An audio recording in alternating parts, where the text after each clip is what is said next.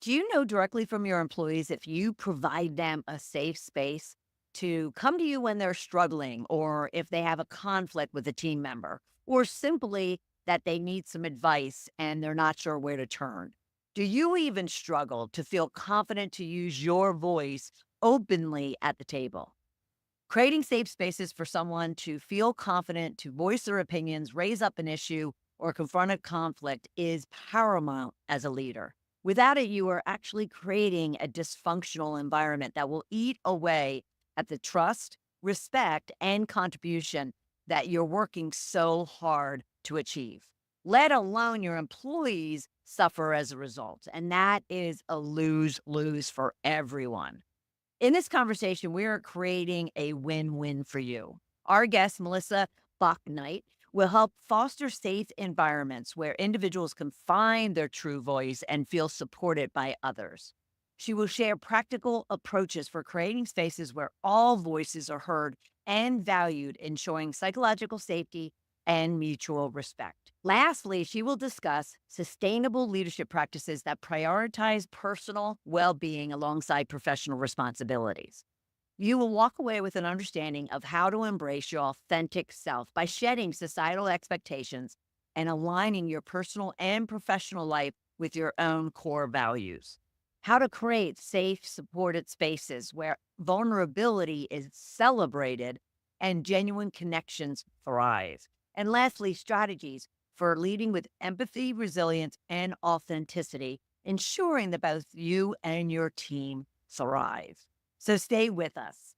Welcome to Shedding the Corporate Bitch, the podcast that transforms today's managers into tomorrow's powerhouse leaders. Your host, Bernadette Boas, executive coach and author, brings you into a world where the corporate grind meets personal growth and success in each and every episode. With more than 25 years in corporate trenches, Bernadette's own journey from being dismissed as a tyrant boss to becoming a sought-after leadership coach and speaker illustrates the very essence of transformation that she now inspires in others with her tips, strategies, and stories.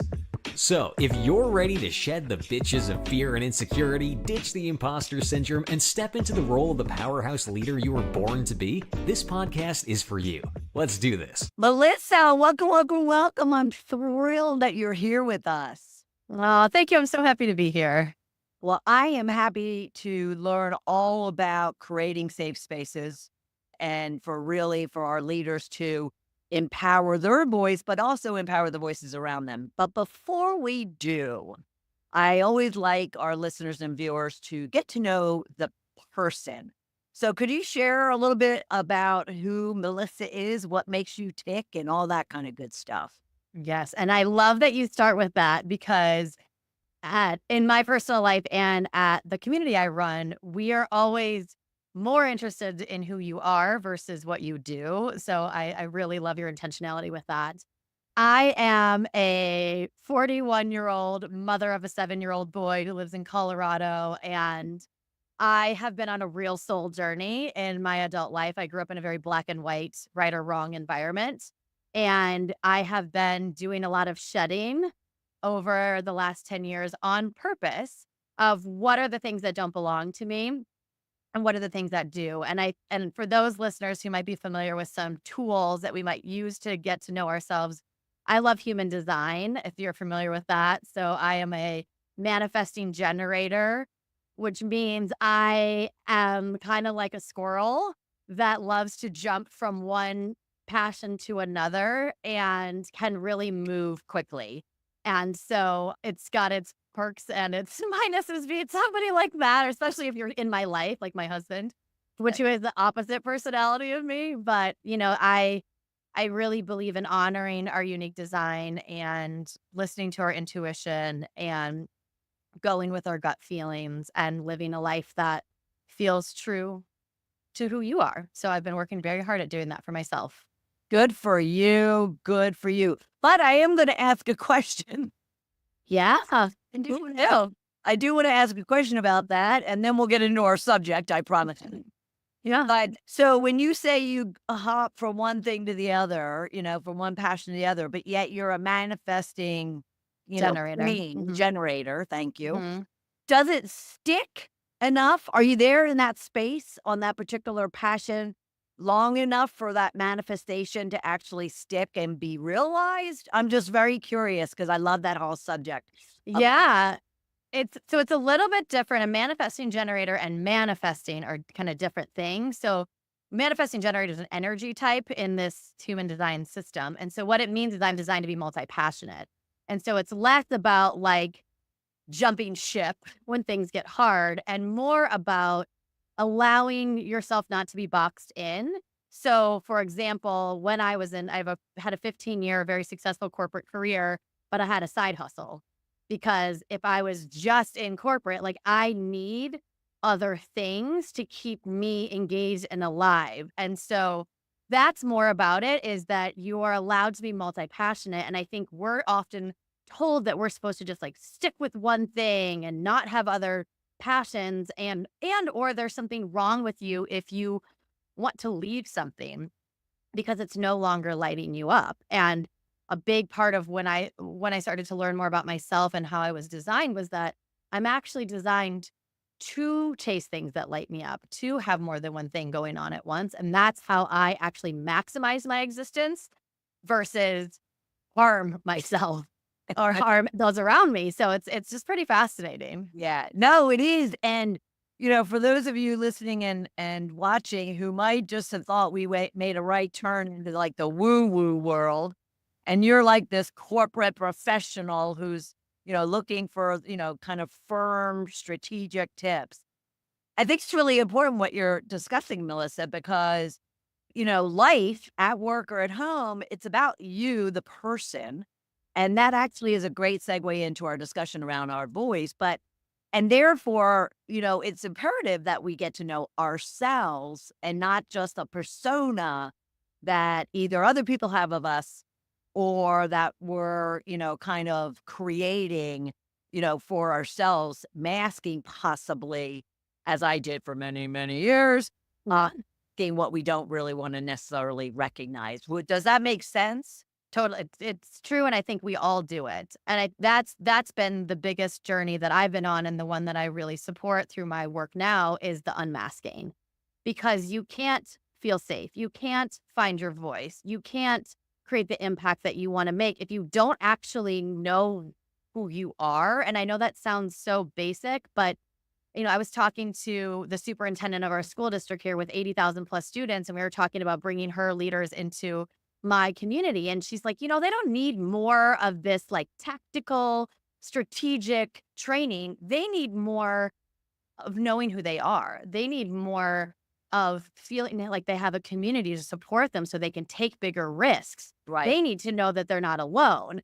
And so, they need to know how to regulate their nervous system when they get activated in a room and how to like those types of skills. So it's, we can call it woo woo, we can call it whatever we want. It's more of a feminine, to me, it's more of a feminine approach to business. And a lot of the things that we've been told are not valuable and that we need to shut down, which I believe the exact opposite. Yeah, I absolutely am on board with you. But I was that individual, that corporate professional who was like, Me oh, too. what, and I am so thrilled to be here, 12, 14 years later, getting to know exactly who I am. Because Yeah. you're absolutely right, which is, like I said, a great segue into our conversation. So, is there something from your personal experience where this subject of creating safe spaces and really empowering, one's voice, whether it be your own or team members or people around you, was there an experience that you had that really kind of locked in this to be an area that you wanted to, put your business and all your energy into? My whole life.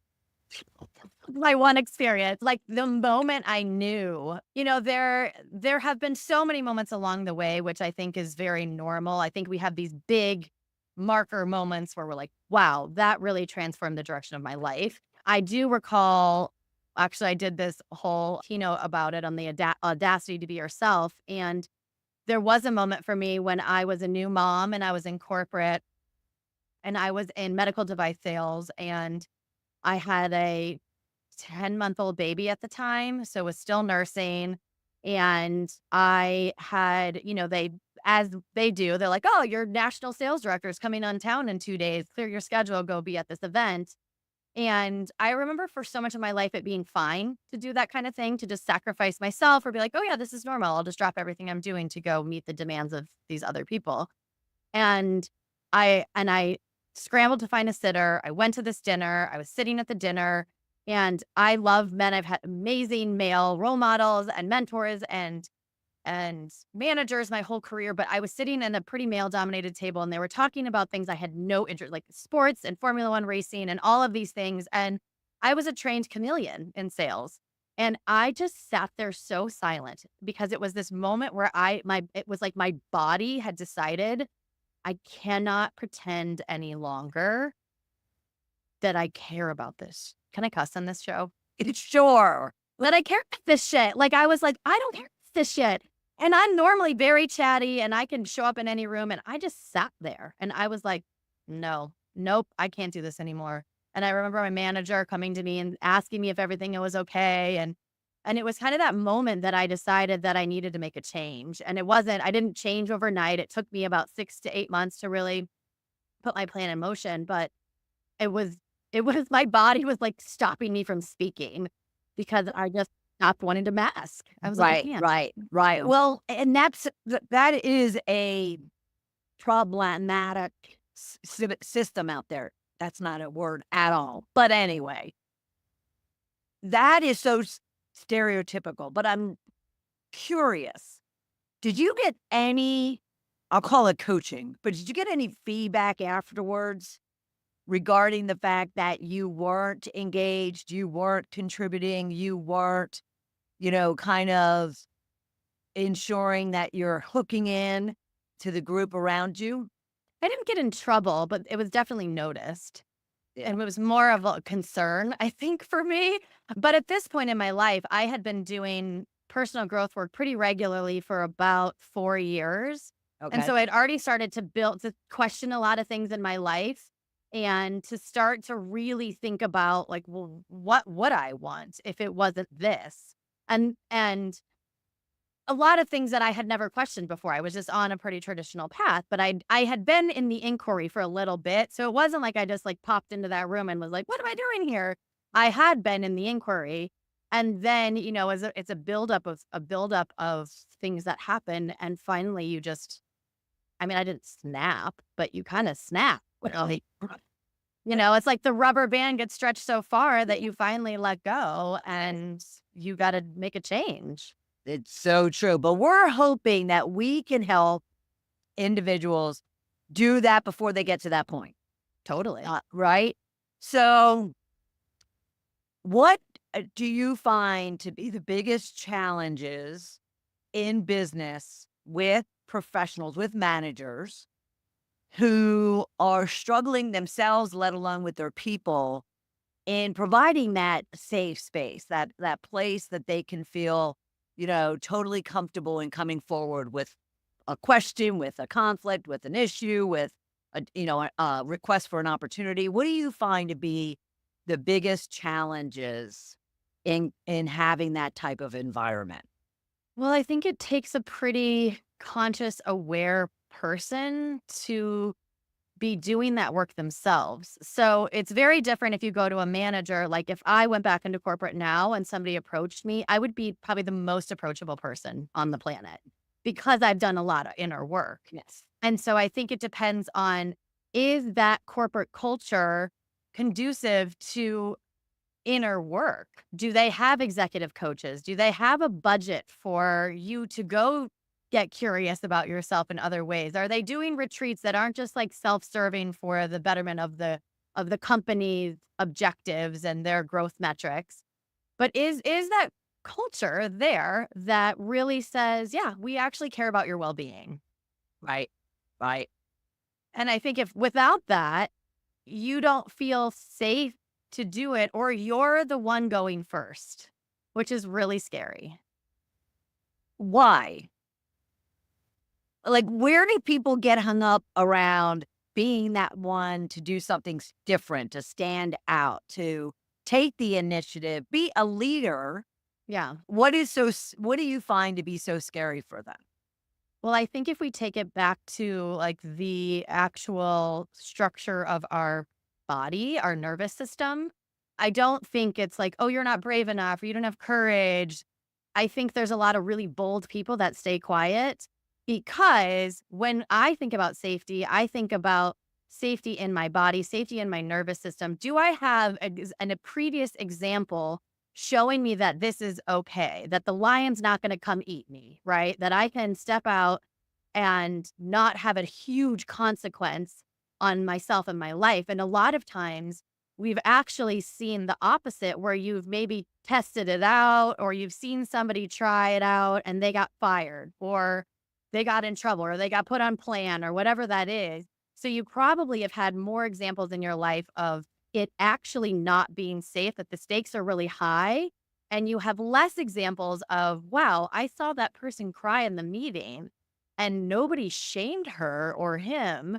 In fact, they got curious about it. Or I saw that person ask for that raise and they were met with curiosity or whatever those examples are. Right. We need proof that it's going to be okay. And that can come from other people's experiences and that can come from our own. But it comes back to like, does my nervous system go into like fight or flight?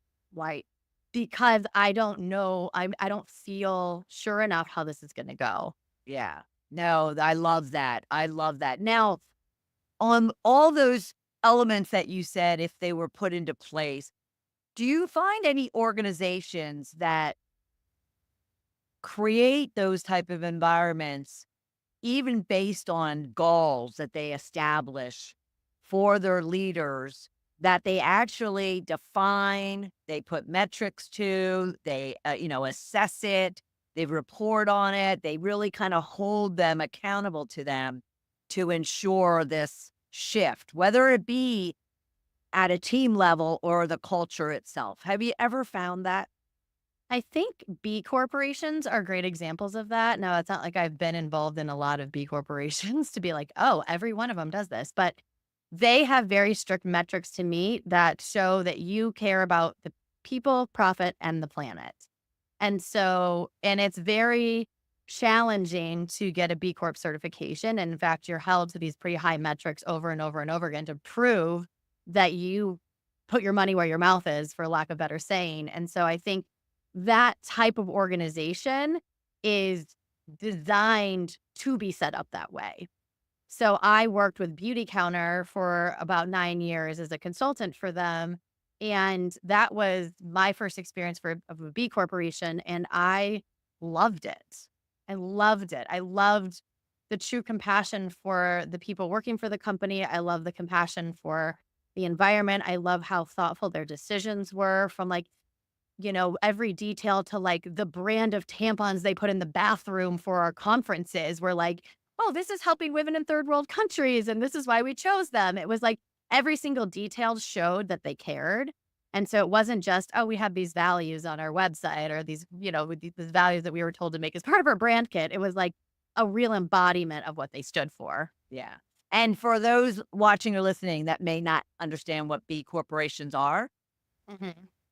I'm not an expert on that, but essentially it is a business with a triple bottom line. There's a rigid certification process that a corporation has to go through in order to be part of that. So like Patagonia, Ben and Jerry's, oh my gosh, well, Beauty Counter was one of, there's so many, but if you go to like I think it's bcorporations.com, you can see a list of them. and I want to put that in our show notes for everyone, because I think that would be a great read and great education for any leader within a business. And take out what you might not be going for the certification, but you can take out some elements of it that you can then feel safe about possibly implementing in Yeah. your own culture. So let's talk about the safety, the Mhm. psychological safety of employees in setting up that type of culture. What does that take? And or what is the biggest impact that you find when there isn't that Mm. psychological safety? I'm sure you've felt that in your life of what the impact is. I think everyone, if we asked anybody listening, tell me a time where you haven't felt safe, everyone would have an answer and probably more than one.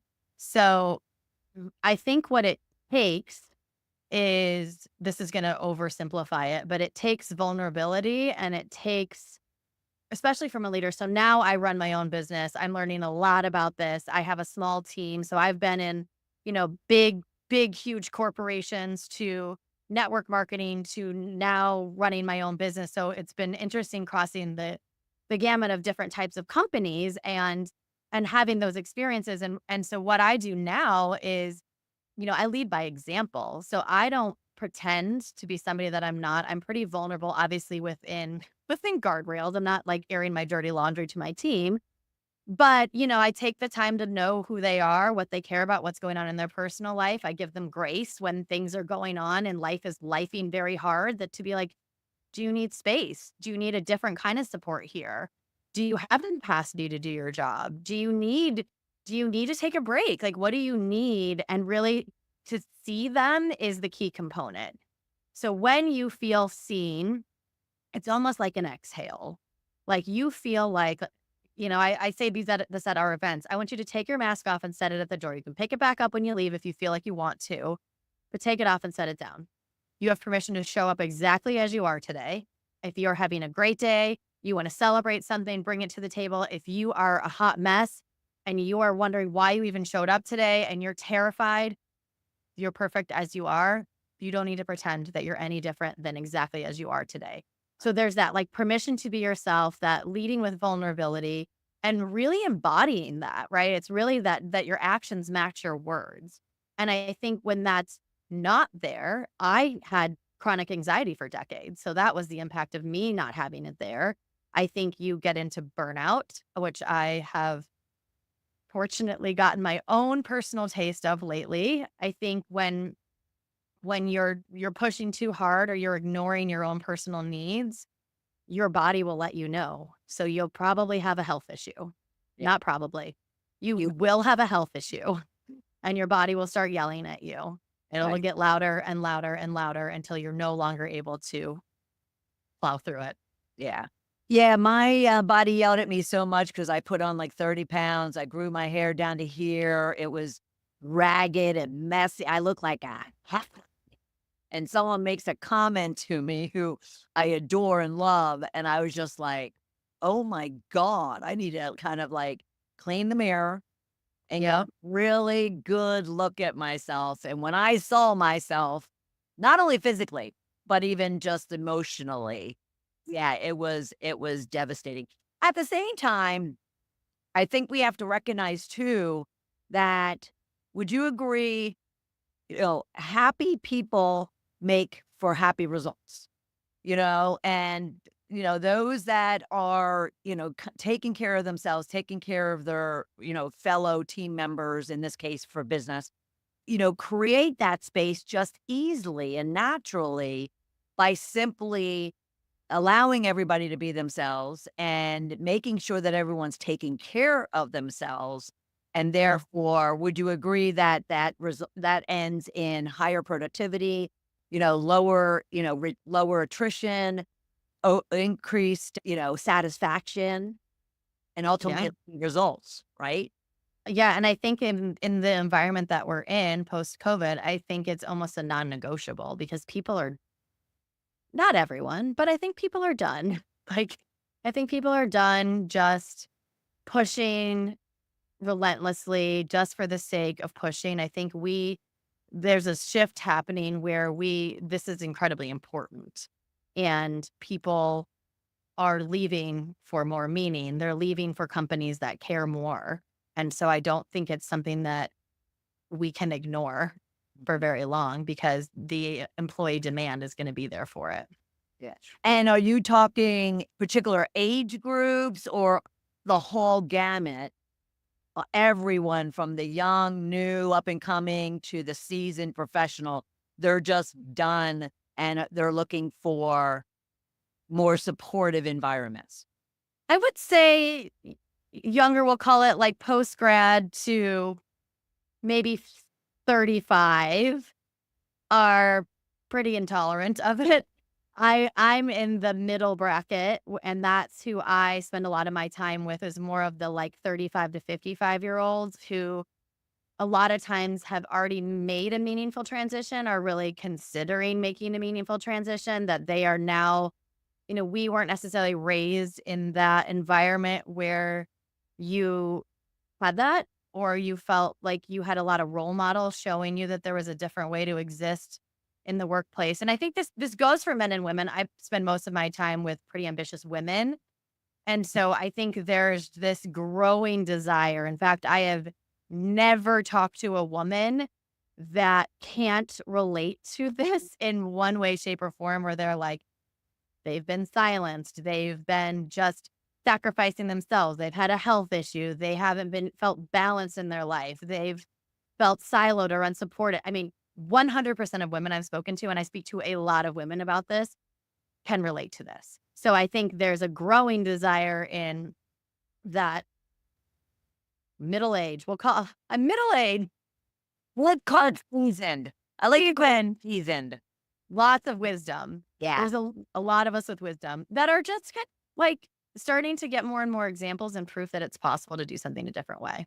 Yeah, absolutely. And it doesn't necessarily, or are you saying, are you seeing the shift, being from corporate to doing something on their own, or they're just changing even within the corporate environment, but just seeking out other cultures that are more conducive to a happy employee?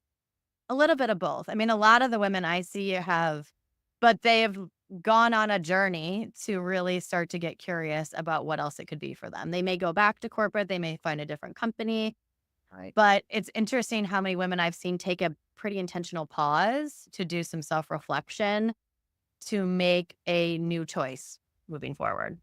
I had mentioned earlier that we don't want them to get to the point where, it's kind of like their backs up against the wall. We want to kind of be proactive and catch them earlier. But are you finding that self-awareness isn't in the earlier stage? It's in that time when someone hits a wall? I think oftentimes it is because we're so trained to override ourselves.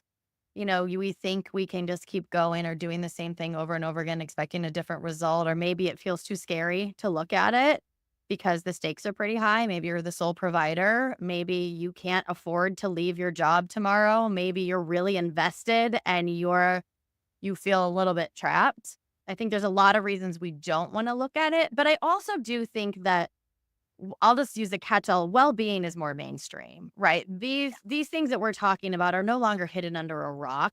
Right. And so I think access to information is so much more readily available that they're reading books, they're hiring coaches, they're seeing like naturopathic doctors, they're doing some different type of holistic care to start to educate themselves. So I think that it doesn't have to get to the point where you're so burnt out, you just, flip the table over and run. I think that there's a lot of things that you can do to really start to educate yourself and ask for support, which is, I would say, the number one most important thing that we need to learn to do is to ask for probably 100 times more support than we think we need. Okay, still on that, when we think about some steps, even proactively and hopefully proactively, that one of our listeners and viewers could be taking, and maybe they're not completely, totally aware, of what they're feeling, but yet Mhm. they do want to get in touch with it. What do you suggest that they start doing? I would say hire a coach or a mentor, somebody like that. So I was an elite athlete and I relate a lot to sports, and I would never try to be an elite athlete without a coach. I would never try to be elite in my career without a coach. I just think that this idea, I think maybe step one is accepting that you shouldn't and can't go it alone. Right. And that's very lonely. And a lot of people feel that. And do you have a process for, let's look at that. Do you have a process for helping someone reconcile that point about that they don't have to do it alone and what their fears are around them? Do you have any, process you send your clients through that would help them understand and uncover what maybe those things are?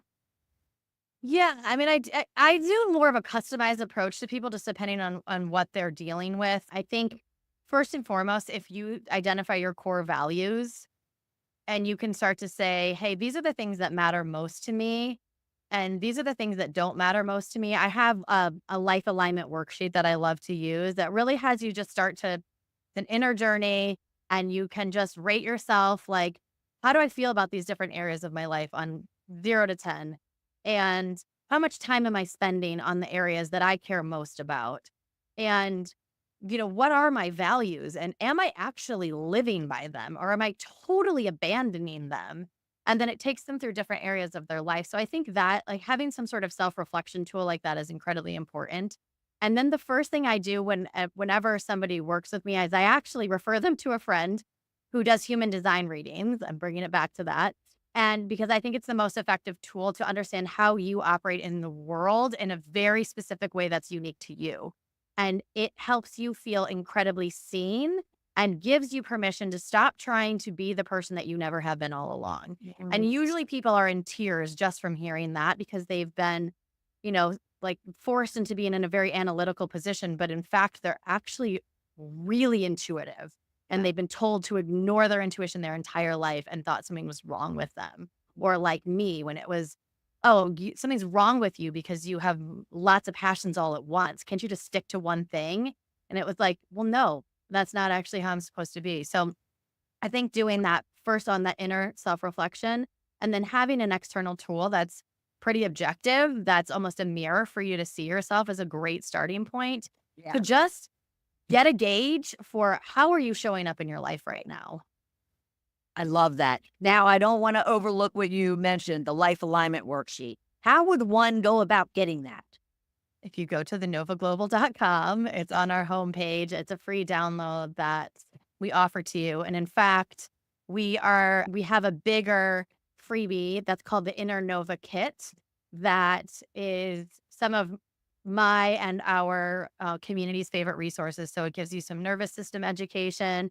It gives you the life alignment worksheet. It gives you how to actually form more meaningful connections so that you can feel like you have these deep, meaningful relationships with other people versus surface level.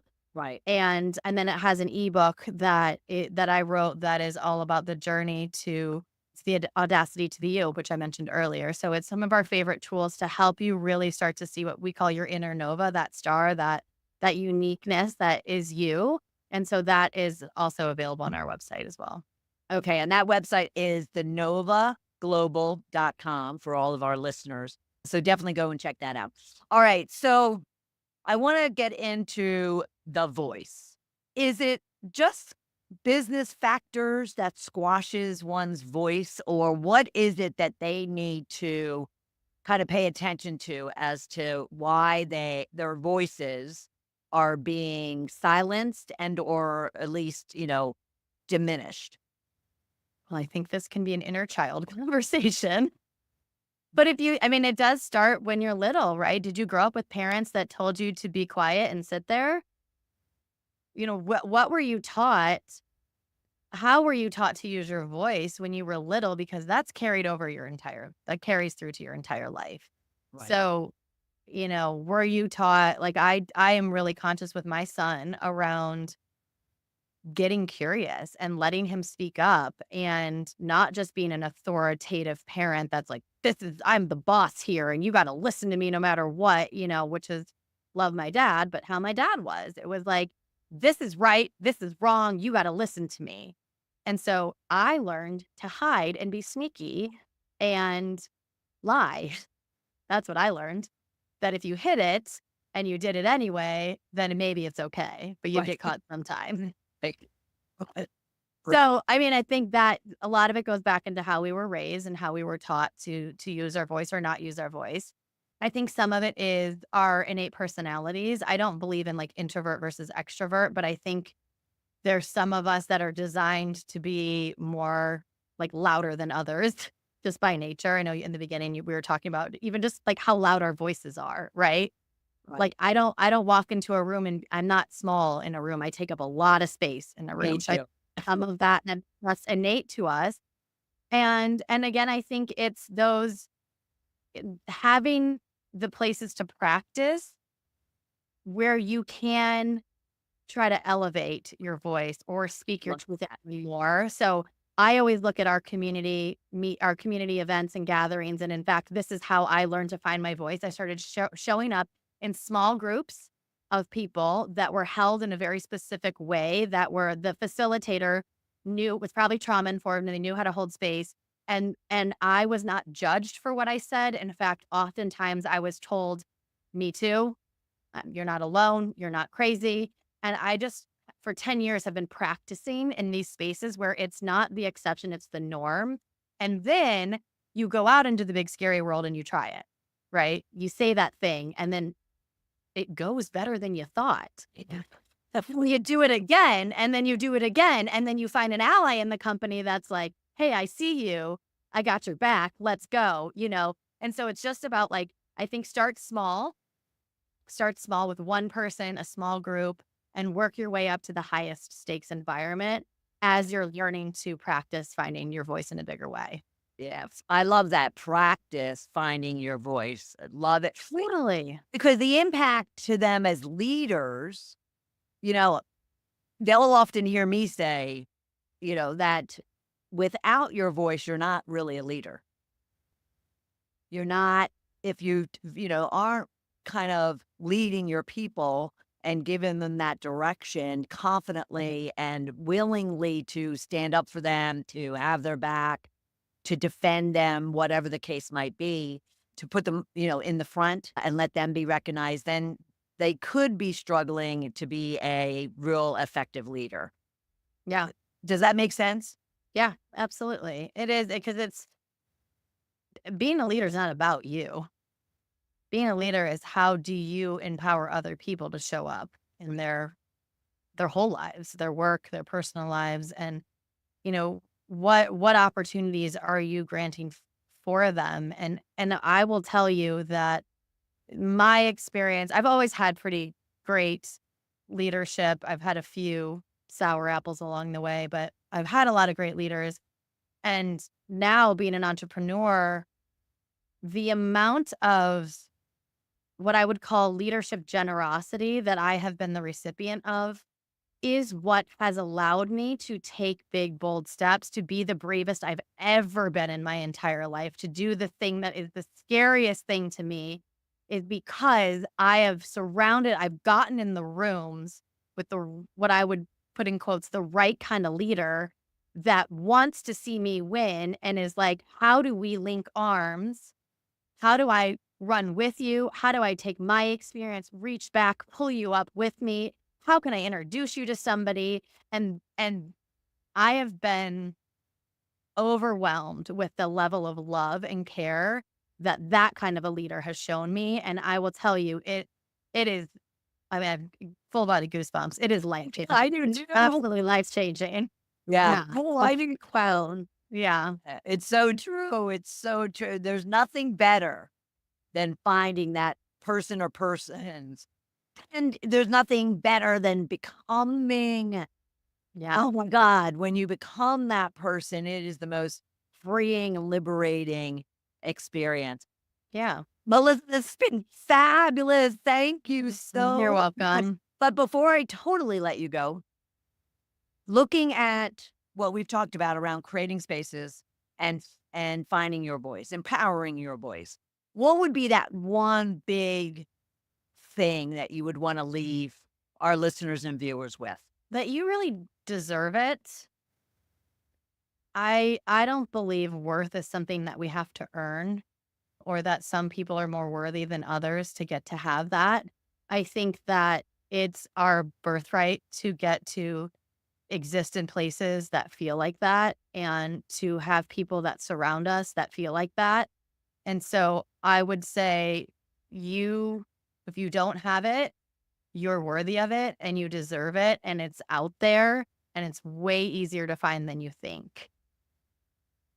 That is beautiful, beautiful, beautiful. And you're so right. You're so right. Thank you so much, Melissa. This has been fabulous. And I'll be sure to make sure that everyone knows where they can go and get their life alignment worksheet and or the kit at thenovaglobal.com. So thank you Wonderful. so much. What a powerhouse conversation with Melissa Bauknight of the Nova Global. She really kind of drilled it down to getting to know you, getting to know yourself, ensuring that if you do want to create a safe environment, be in a safe environment for yourself and your team members, as well to really empower a confident, bold, and powerful voice, then you need to ensure that you're getting to know you. What's important? What's not important? What core values do you have? And do they align with the work that you're doing, the company you're working with, the people that you're socializing and or working with? And therefore, is it a healthy, is it a productive, is it a fulfilling environment and lifestyle that you're building for yourself? I am thrilled that you were here with us for this powerful conversation, and I'll look forward to having you right back here for another episode of Shedding the Corporate Bitch. Bye. Thank you for tuning in to today's episode of Shedding the Corporate Bitch. Every journey taken together is another step towards unleashing the powerhouse leader within you. Don't miss any of our weekly episodes. Subscribe to our podcast on Apple Podcasts, Spotify, or wherever you love to listen. And for those who thrive on visual content, catch us on our Shedding the Bitch YouTube channel. Want to dive deeper with Bernadette on becoming a powerhouse leader? Visit balloffirecoaching.com to learn more about how she helps professionals, HR executives, and team leaders elevate overall team performance. You've been listening to Shedding the Corporate Bitch with Bernadette Boas. Until next time, keep shedding, keep growing, and keep